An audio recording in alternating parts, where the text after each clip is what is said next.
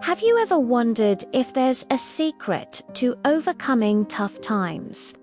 A way to look back on painful memories not with bitterness, but with a sense of peace. Today, we're diving into a story that offers a powerful answer. It's the story of Charles Nolan, a man whose life teaches us an incredible lesson. Gratitude can soften even the hardest of memories. Now, you might be thinking, gratitude. When things are tough, how does that even work?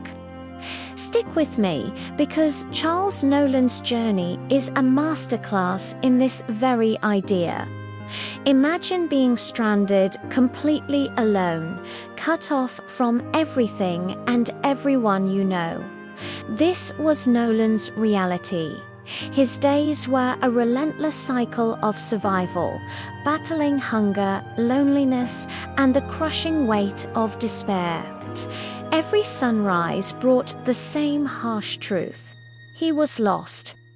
In a situation like that, it would be so easy to let anger and resentment take over, to curse fate, to focus only on what was lost.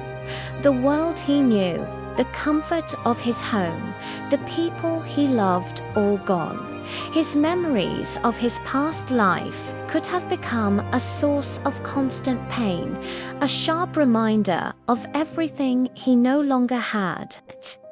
Many of us would crumble under that pressure, and understandably so. We'd replay the what-ifs and the if-onlys until they consumed us. But Charles Nolan did something different. He made a choice. It wasn't an easy choice, and it didn't happen overnight. Slowly, amidst the struggle, he began to find things to be grateful for. He found a companion, a simple volleyball he named Wilson.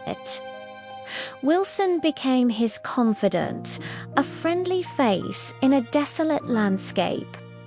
In that simple object, Nolan found a reason to speak, to share his thoughts, and to not feel completely alone. He was grateful for Wilson. He learned to make fire. Think about that for a second. For him, fire wasn't just a convenience. It was life. It meant warmth on cold nights, the ability to cook food, and a beacon of hope in the darkness. He celebrated this achievement not just as a survival tactic, but as a genuine gift. He was grateful for the fire. He was grateful for the fish he managed to catch, for the shelter he built, for the rain that gave him water to drink. This shift in perspective is the core of his lesson. By actively choosing to focus on these small pockets of good, on these moments of provision, something incredible began to happen. The sharp edges of his painful memories started to soften. The memory of a warm bed was no longer just a source of longing, but a reason to be grateful for the sleep he did get. The memory of a gourmet meal wasn't just a reminder of his hunger, but a reason to truly savor the taste of a freshly caught fish. Gratitude didn't erase the hardship. It didn't magically transport him home. What it did was reframe his experience. It allowed him to see his past not as a paradise lost, but as a foundation that had given him the strength to endure the present. His memories were still there, but they were no longer daggers of pain. Instead, they became a source of strength and resilience. When Nolan was finally rescued and returned to civilization, his perspective had been permanently altered. He had lost so much, but he had gained a profound understanding of what truly matters. He could look back on his time on the island, a period of immense suffering, and acknowledge the lessons it taught him. He was grateful for the journey, for the person it forced him to become.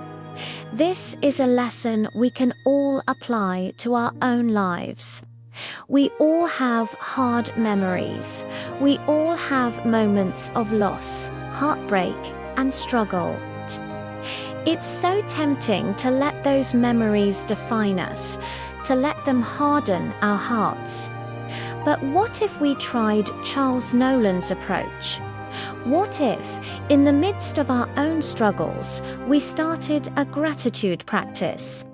It doesn't have to be for something monumental.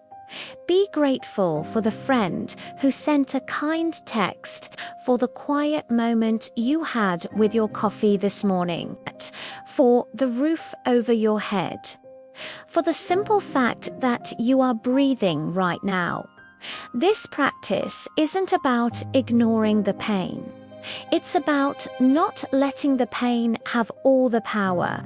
It's about watering the seeds of good so they can grow strong enough to provide shade from the harsh sun of our difficult memories. Gratitude softens the past by enriching the present. It allows us to look back with wisdom instead of bitterness. It helps us see that even in our darkest chapters, there were flickers of light, moments of grace, and reasons to be thankful. Charles Nolan's story reminds us that gratitude is not a passive feeling. It is an active choice, a powerful tool for survival and, ultimately, for healing. Thank you so much for watching.